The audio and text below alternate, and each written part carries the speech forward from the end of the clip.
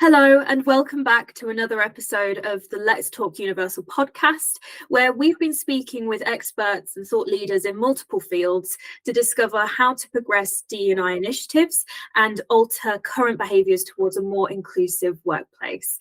And today, I am thrilled to be joined by Ed Thompson, the founder and CEO of Optimize, author and speaker on neuroinclusion. Welcome to the podcast, Ed. Thank you. Thank you for having me. No worries. Let's get straight into it. So for those who aren't familiar with Optimize, can you give a brief description of what the company is? Absolutely. So we are a neuroinclusion training company. We founded in 2016, right at the beginning of this movement, I suppose, that you could call the neurodiversity at work movement. We teach organizations to embrace and leverage every type of thinker in a practical sense. What we do is we train colleagues, we train managers, HR, recruiters, and so on, teaching them about neurodiversity and how to be more what we call neuro-inclusive in their day-to-day work. And Ed, I'm interested to understand what that turning point was for you. What was that moment, that situation or circumstance that led you to founding Optimize and what it does for organizations? Absolutely. And there's a little bit more of a story here than there is with some of my peers where, for example, they have an autistic son and that's been a decade-long motivation to change the world. For me, I had a traumatic brain injury 4 days into my career. That gave me some issues around sensory sensitivity, processing speeds, and so on. But at the time, I never heard of neurodiversity, didn't even consider it. I just thought to myself, well, now I've been injured in this accident and hope I recover as much as possible. I was off work and then part-time and eventually back full-time a few years later.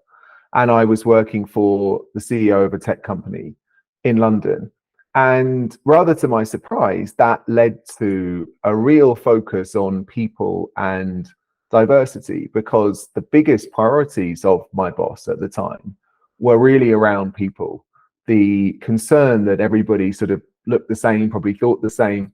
How do you create this diverse workforce that is at the heart of what we all know needs to be at the heart of a 21st century business? So I got very involved in diversity initiatives from a very strategic lens. I saw the impact they had, not just on the folks that were hired, but on the organization that hired them, and actually on other organizations, as well as we kind of broadened those programs out to the London tech sector.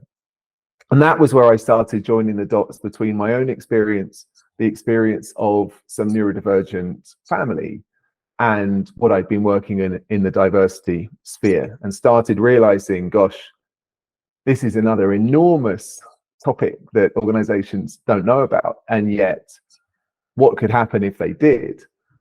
How would we do a better job of providing opportunities and growth for all these different types of thinkers who can be marginalized? So that was the birth of Optimize.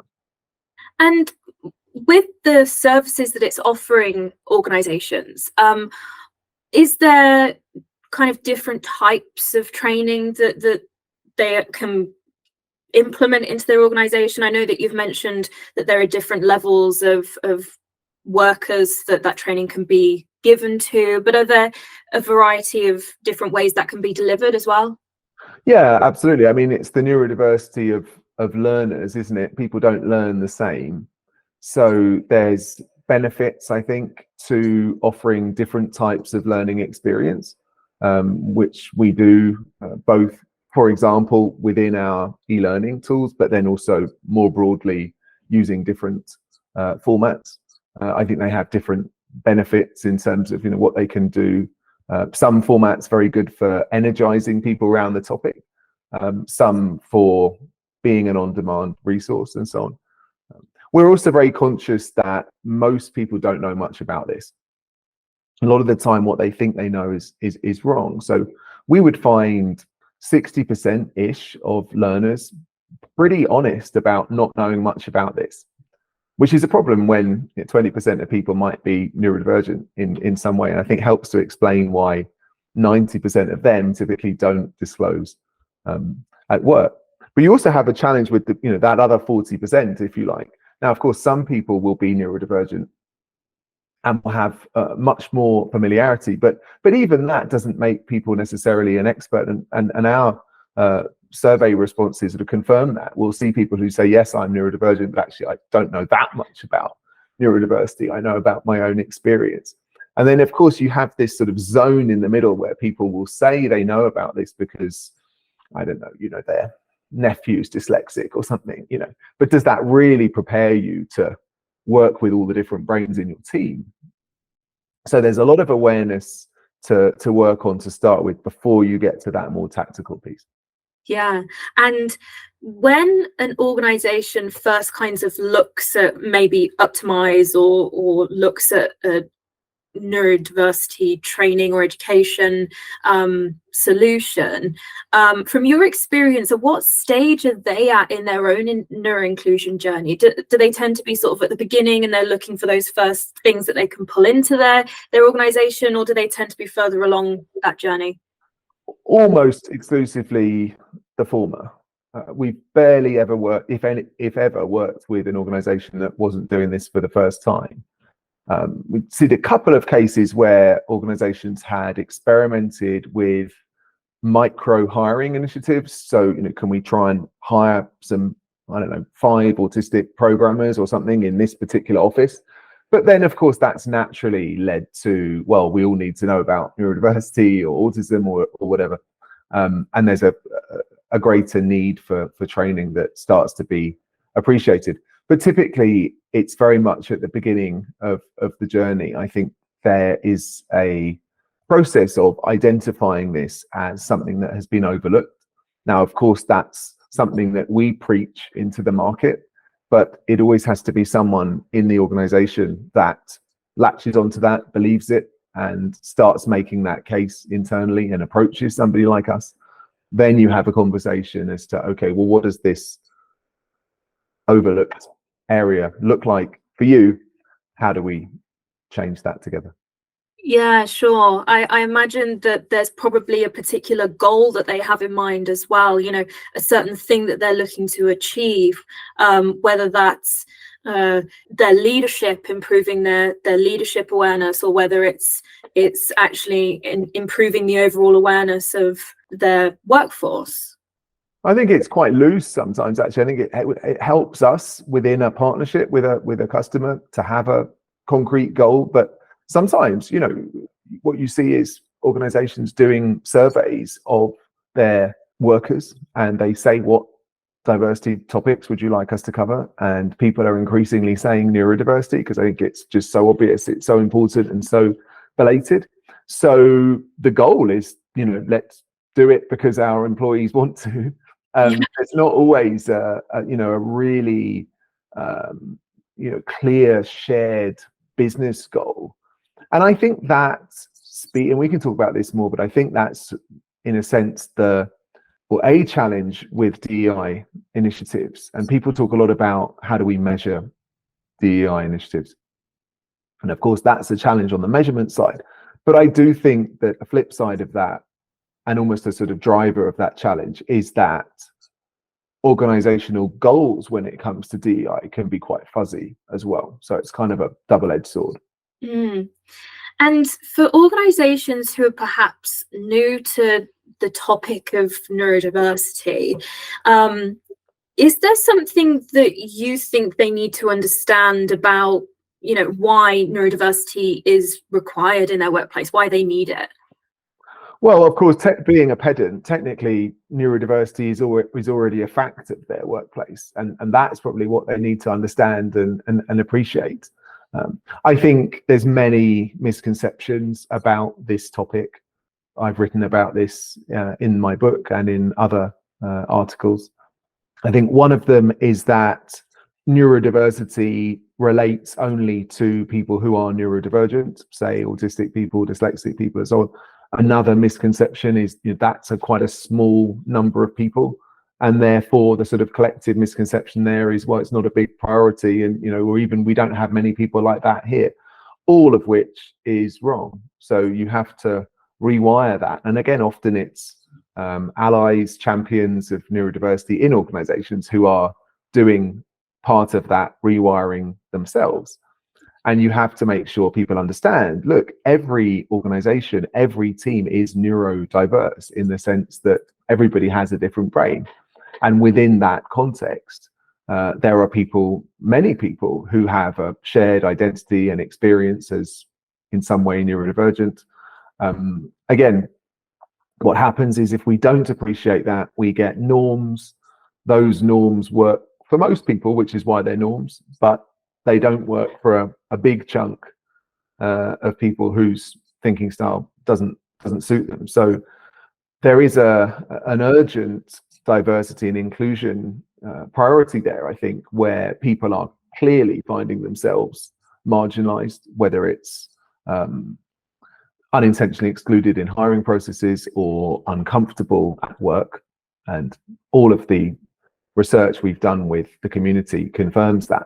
There's also, if you like, a kind of ways of working thing here, where if a team is neurodiverse, but not sort of aware of that and not capitalizing on that, I think that team is going to be less productive, less innovative, and so on. Yeah, and I think the point here is that organizations often say, not often say, but I think there is this, I suppose, this desire to know what's in it for me. And I think the reality is that by diversifying and neurodiversifying and embracing those individual kind of ways of working and maximizing on that individual's potential, that you get high performance teams, you see more productivity, and so overall really your business does improve. And I think that's something that all of the conversations that I've had is what is coming out of these conversations is there are benefits from an organizational level. But Ed, I'm interested to know from the training, what are those outcomes? What are people, what should organizations expect to see as a result of implementing neurodiversity training? Yeah, I think what they should expect to see is growth in topics, areas that they already care about. And this is a route to addressing those. And with Optimize, we specifically look at things like well-being. And under that, I suppose, heading, you could link that to comfort at work and so on, and people feel like they can be themselves and so on, which has a link to productivity. And then collaboration and the effectiveness of colleagues coming together in teams and so on. There's no CEO out there who's going to tell you those aren't two of their top 5 priorities. And indeed, I think you've seen a trend over the last 5, 10, 15 years where what were HR priorities have become CEO priorities. So this is why, my boss I was talking about was looking at things like diversity and people and so on. I think that's pretty clear. So I think a lot of the goals and these kind of topics have already been identified by organizations as being needles they want to move, if you like. And sometimes I don't think they necessarily know how to move those needles. So one of the magic things about neuro-inclusion is that, yes, it's an inclusion thing. It's the right thing to do if we want to be equitable as employers. But it also offers us a chance to move some of those needles, and that's what we see with our customers. Lovely.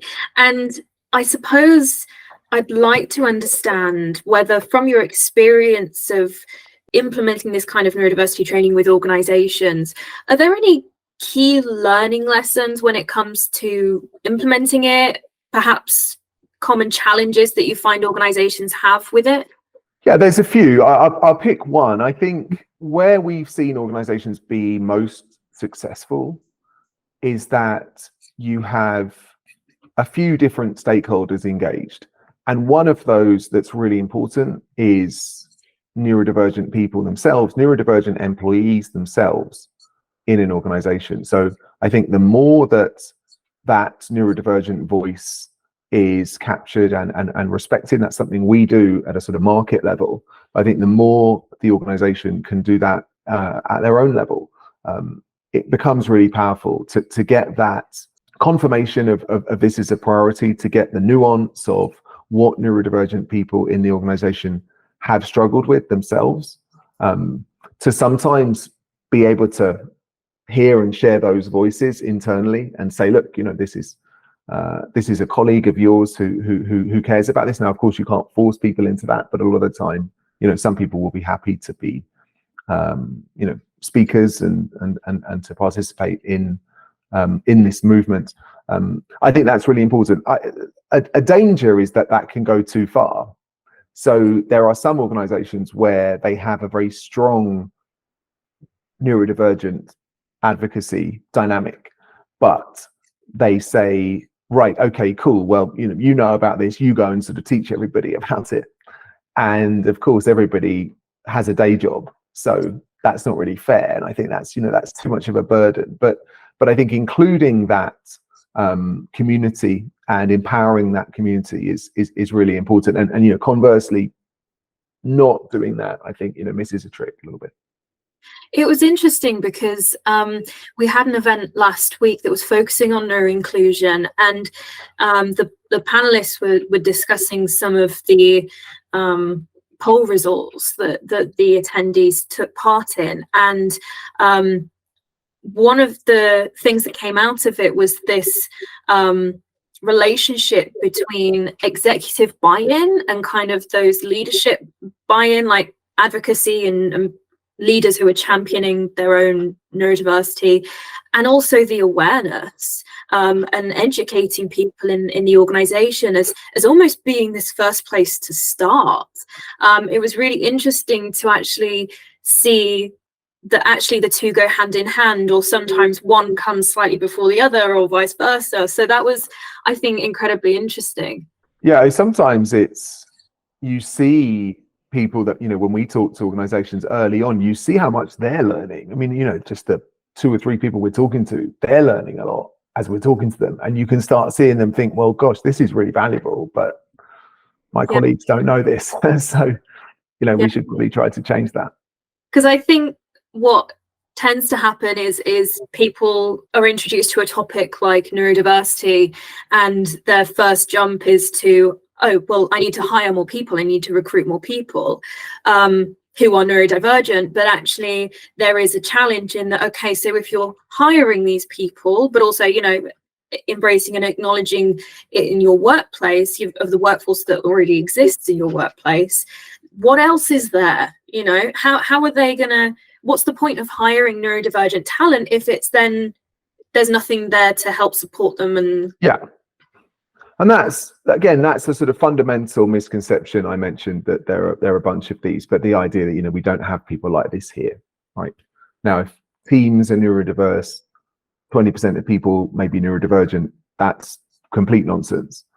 But that's quite a strong misconception, and you can see where it comes from, because I think back to being at school myself, being at primary school even. I remember we had a kid in my class who would come in to the main class, if you like, maybe once a week, once every couple of weeks. I suspect he may have been autistic. I don't know. I was 5 years old. The perception that builds is a completely false one. Is the idea is sort of, well, most people are normal, but a few people aren't and kind of struggle. That's the perception that sort of starts to build in that 5-year-old. I think a lot of people maintain that perception, and there's the idea that neurodivergent people are somehow sort of on the fringes of society and workplaces, and giving them a chance is somehow sort of corporate social responsibility. I hope a lot of the work we do challenges that.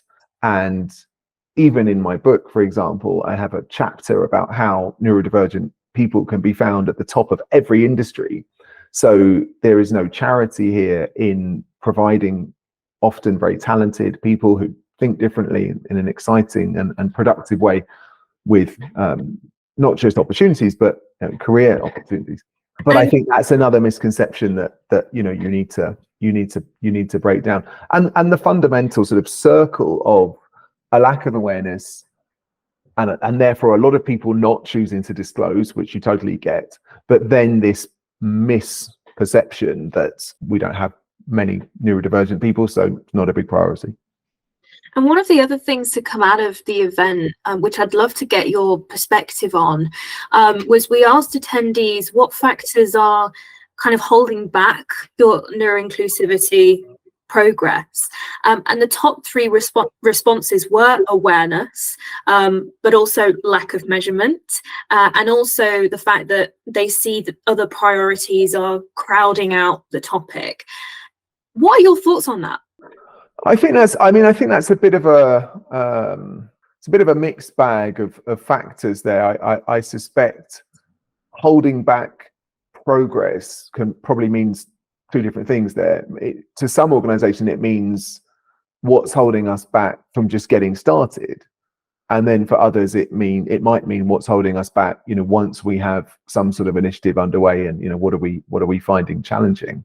Because I think those are probably two slightly different things. We've talked a little bit about what holds people back from getting started. Again, most people don't know about this. Yes, I think competing priorities. One of the challenges of you mentioned my article about how neuroinclusion fits into diversity, equity, and inclusion. Yeah. Is that yes, this is an urgent DEI topic in the facet that a lack of neuroinclusion has led to the marginalizing of neurodivergent people. So in one sense, it's absolutely an urgent DEI topic, and I think DEI goals can't be achieved without including it. But I think people may look at this through a very DEI lens, and DEI lends itself to sort of which minority are we trying to kind of optimize for, if you like. And I think people could look at, well, gender's 50%-ish, right? Ethnic minority could be anything, could be 10%, could be 49%. I think there's a perception, even though neurodivergence is likely 20%, I think there's a perception it's a lot lower. And then there's a challenge therefore of like, well, okay, maybe that's on our sort of DEI list, but if we're just looking at it as a DEI thing, maybe it's not at the top of the pecking order. So that's where we really try to lean into the fact that every team is made up of people who have different brains. I think that gives this a true and different feel, if you like, to other DEI topics, where people can really see this has an immediate link to how any team collaborates and performs. Sure, yeah. I suppose when we look at those results from the event, the lack of measurement piece is something that we hear a lot. I think there's this saying, if you can't measure it, you can't manage it. And I understand that to kind of measure performance is important to people, to say, are we actually seeing any progress? With Optimize, is there some way to kind of see that progress and measure the progress that people make during neurodiversity training? Yeah, absolutely. As I mentioned, we have a whole measurement framework that we spend a lot of time on, and we focus in on those sort of big headings of well-being and collaboration, have different qualitative and quantitative measures and tools that we use to develop that picture of positive change. I think that's the right way to do it. I would mention here, I think people often want to measure the wrong thing, and there is again a DEI approach of what's called diversity reporting. So how many women do we have in leadership positions? And I think that can be great, but that's very difficult when it comes to neurodiversity, because neurodiversity is a very muddy picture. It's interesting to compare something like neuroinclusion to the inclusion of military veterans, right? In some ways, there's some interesting parallels here, right? You know, somebody might be a veteran and not sort of look like a veteran. And, you know, if they tell you they are, be judged negatively. And I think all of that can happen with neurodivergent people. But the fundamental difference is, I mean, look, you're either a veteran or you're not. And if you are, you know about it. And so we have a pretty clean line there. Whereas with neurodiversity, again, it's this just sort of very complex human galaxy of brains and very varying levels of understanding of one's own brain, varying senses of a neuroidentity. Some people have a very strongly held neuroidentity, others don't. Again, many people don't disclose. So I think one of the challenges here is that people want to measure that. They want to say, okay, well, we've got this many people, and how many people have we got now? And we have to tell them, no, I don't think that's the thing to be measuring. Yeah. And I think so far with diversity, equity, and inclusion, as you say, the focus has been, how many people have I got in my business at the moment, and how many do I want next year? But then it's the same conversation. That's great, but what if they leave 6 months down the line because, you know, there's nothing there to support them, there's nothing there that makes them feel valued and that they belong? Totally. And I mean, the irony of this, of course, is that organizations are typically, whatever their measurement, or whether it's just a kind of perception, they're typically massively under appreciating how many neurodivergent people they have, right? Because of how many people don't choose to disclose. So, you know, in a sense, if that's your only measure, like how many neurodivergent people we have, they're probably all doing far better in a way, right, than they think. But the problem is that, to your point, if you don't have neuro-inclusive culture and ways of working, then actually you're not doing great, because yes, you may find you have neurodivergent talent that's made it through your hiring process, sure. But often in our experience, that talent can find itself marginalized, can find itself in a more negative position than others, because of a lack of appreciation of neurodiversity, and because of norms that suit neurotypicals but don't suit others. And moving into new roles, or moving into self-employment, or moving into organizations that do have some kind of neurodiverse friendly environment processes and you know, friendly organizations. We're interested as well in, as the UWI, looking at this intersectionality of diversity, and I think what's wonderful about neurodiversity is what you've previously said about the fact that, you know, neurodiversity already exists in organizations, but it's truly about embracing perhaps just the individual, you know, how that individual works. Because I think there is a challenge of generations of workers still not having been diagnosed, or because, you know, when they were younger that just wasn't available to them, or you know, the access to diagnosis wasn't available. And now we're still seeing long diagnosis times, you know, of a couple of years. And so I think there is also this challenge of, if an organization is kind of asking people to tick boxes, that, as you said, the figure actually is probably smaller than what they realize. Yeah, exactly. And let's just talk about your book. So your book is titled A Hidden Force: Unlocking the Potential of Neurodiversity at Work. Could you kind of highlight who this book is aimed at, and what is it trying to convince them of, or to educate them of? Absolutely. I mean, I think it has some pretty simple messages that we have covered and reflected in this conversation. Everybody works in a neurodiverse team, so I think it targets any professional. Certainly our experience has been mostly on the sort of office-based side of things, but I think these principles of neuro-inclusion are just a very human thing that really relates to to anybody working with others. The message that neurodiversity is complex. Many people are neurodivergent. Many people bring great talents, but can be marginalized, and how that can happen. Why we're only talking about this now. So, what's changed over the last 10 years or so.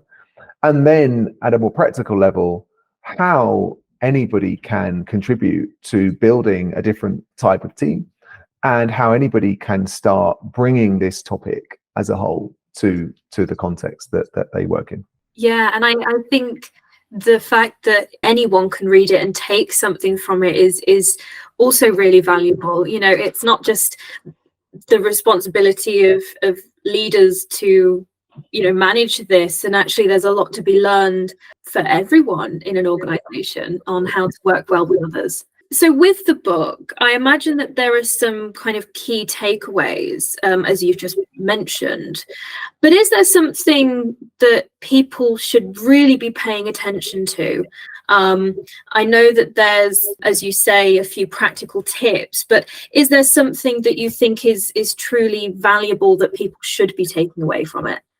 Well, I hope lots of things. Having spent so long on it, and have discussion in the book about awareness, and what that means, and what any colleague needs to know, and what that means for how they interact with others, and then go into some of these areas around things like leadership or hiring, and talk about some practical steps there. And of course, you might be a manager that works in a team that also is involved strategically with hiring, and of course leads that team. So all of those things are going to be valuable to you. And I think it's that giving you that kind of lens that everything you're doing is with people who experience the world differently from you. And what does that mean? And one of the things we do, and I do in the book, and we do at Optimize, is we talk to you, whether you're my reader or whether you are our learner. We talk to you recognizing that you have your own thinking style. You may be neurodivergent yourself, and you're bringing that to everything that you do at work, and that's a good thing. And no doubt that thinking style has all sorts of advantages that have got you where you are. But just to remember that others are bringing their own, and your ways of working, or what you think of as kind of normal ways of working, aren't necessarily going to work for everybody. So I think it's really that lens, and then the application, if you like, of that lens that's at the heart of the book, and it's also at the heart of Optimize as well. Lovely. And let's just return for a moment back to the neurodiversity training, because the book itself is kind of practical tips on sort of where to start. So for organizations who are looking to implement some kind of neurodiversity training in their workplace, what would you recommend their first steps be? Is there perhaps a place where they need to look at first before they kind of move into providing neurodiversity training in their workplace?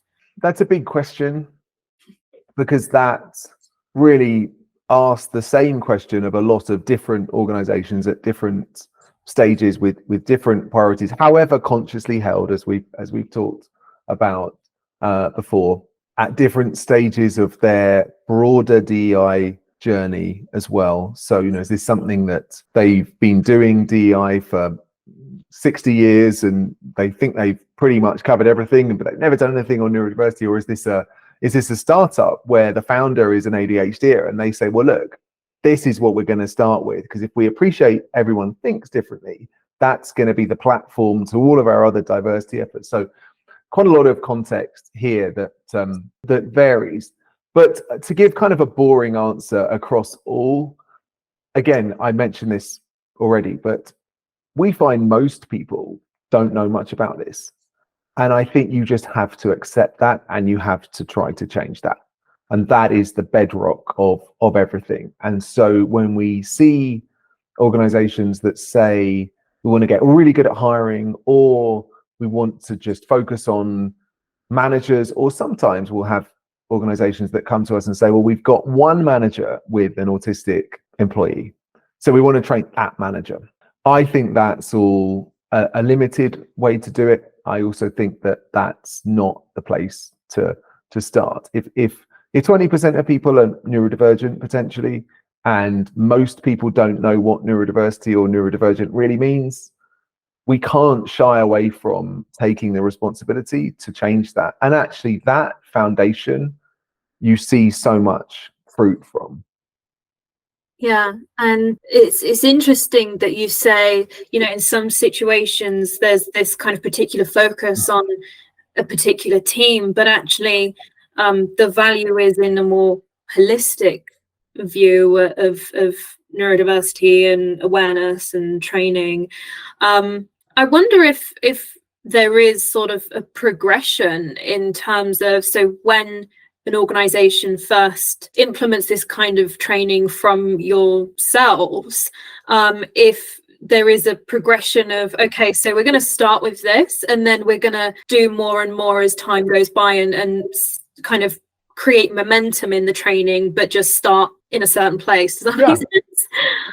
I think that's what you see, because you can't do everything at once, and so we see organizations where they have one champion who feels like they're battling in the wind and nobody else cares. We see other organizations where suddenly that's changed, and the COO says, well, I'm dyslexic and this is the big priority, and why aren't we moving faster? And you have to say, well, hold on, let's do one thing at a time. So I think with anything there's a natural way to roll this out. We really go for a engagement that is quite bottom up and really builds that sort of bottom up buy-in. It's not just kind of top down. It's not just here's 3 things you should do. It's really making sure people understand why and that they want to know more. So I think that's where you really see people kind of empowered to practice this on a daily basis. So yes, I think there's always a natural path. We would look to use that to engage and build a fundamental interest in this, so that a manager, say, recognizes this is a big part of their work and wants to continue to kind of flex that muscle to get better. And is there something that neurodiversity training pairs with really well in terms of, I don't know if there is an answer to this, but that pairs with really well that an organization might also consider doing at the same time? Or well, I mean, then that's a good question. I think that this is back to the kind of DEI piece. I think that neuroinclusion is, and also to the intersectionality thing, neuroinclusion is one piece of, if you like, an inclusive, happy, productive team, right? Inclusive leadership, bias, and so on. I mean, intersectionality, these are all elements of that, and neuroinclusion is one element. So I think the neuroinclusion element is really important and has been overlooked, and hopefully I've made the case as to why I think it's important. But it does reference and connect with all of those other facets, if you like. And so I think more general DEI training has its place. I think training around things like bullying, microaggressions, bias has its place, because again, I think all of this stuff interrelates. And actually a lot of neuroinclusion is the practice of inclusive principles at work that I think people can know, but they can get lost in the busy reality of a work day, But I still, if I'm gonna shape, what's my perfect type of learner, I want somebody who gets that stuff matters, who has a foundation in it, because I think then they're going to be able to see the stuff we teach them and join a lot of dots in terms of those different pieces, and hopefully as a whole, become a more competent and a more inclusive colleague or leader or whatever. so moving forward, what do you think the future looks like for Optimize and neurodiversity training? Well, I think there's still a long way to go. I think it's exciting now to have some examples of organizations doing this really well, and what happens when they do, and doing it at a holistic level, if you like, and not just training people around a particular neurodivergent employee or a particular group of neurodivergent hires, but really looking at what does just neuroinclusion, what does just sort of injecting that into the way we do business, into our workforce, what does that look like? And I think that's exciting, and starting to get more of those examples, and more that others can follow. But I still think that neuro-inclusive organizations, much as I think they're doing a great job, are still kind of the niche rather than the norm. So there's a long way to go to continue to educate organizations as to what they can do to join this movement, if you like, and see those benefits in their own organization, and honestly achieve all of the things that they've committed to achieving, which I think pretty clearly can't be achieved if we ignore neurodiversity at work. I think eventually neuroinclusion must permeate all industries, different geographies as well. Of course, you've got a patchiness now, as some industries, I think, talking about this more than others. Some countries have a stronger conversation around neurodiversity and neuroinclusion at a societal level, and then also at a workplace level. I hope that starts to change in a positive direction. And I think, look, even as education catches up, and I think as more younger people not only have a stronger sense of maybe their own neuroidentity through access to diagnosis and so on, but I hope just a more basic appreciation of just neurodiversity and what it is. I still think there's going to be things we can teach people in the workplace about, how to really put that into practice. Well, thank you for answering all of my questions today. But before we finish, I wanted to give you the opportunity to kind of raise anything that we've not perhaps yet touched on that you'd like our audience to take away with them. Well, thank you. And yes, thank you for giving me the chance. I always say the same thing, which I suppose probably feels more boring to me than I hope it comes across. You're not hearing me saying this every day. But I think we can all help to, I use the word surface, neuro differences, neurodiversity in our day-to-day work. And I think there's often a kind of a paralysis that comes with, gosh, I don't want to, I don't want to use the term. I can't ask anybody if they're autistic or dyslexic, and I don't really know what I am. So it's just a sort of world that I don't want to go near. And actually, if we strip this back to the basics of what neurodiversity means, it means that, Erica, you and I experience the world differently in terms of how we receive sensory inputs, how we process information, how we like to communicate, and so on. There's actually quite a lot of stuff we can talk about there that has nothing to do with a diagnosis, that doesn't get us into kind of dodgy ground. And so, look, if you and I were working together and we've had this conversation about neuroinclusion, what do I think we should be doing? I think we should be talking a lot about ways of working, and a lot about our different preferences, and a lot of identifying, where are we kind of matched, where are we different, how do we cater for that? You can have a lot of productive conversation that is really on quite safe ground. And as a leader, you can say, well, look, I normally give instructions like this. It's just how I've always done it. But I recognize that doesn't work for everybody. What's going to work for you? Easy, productive, constructive. Well, thank you so much for sharing. And I want to thank you again for joining the podcast and sharing your insights and your perspectives, particularly on neurodiversity training, but also on the other areas of neurodiversity within a D&I context. And if anyone would like to take a look at Optimize or your book, A Hidden Force, we will be providing the links on our website at theuwi.com/podcast. But it's been an absolute pleasure. I'm really looking forward to seeing more of you and the work that Optimize is doing for neuroinclusion. Thanks, Erica. Thanks, Ed. Bye.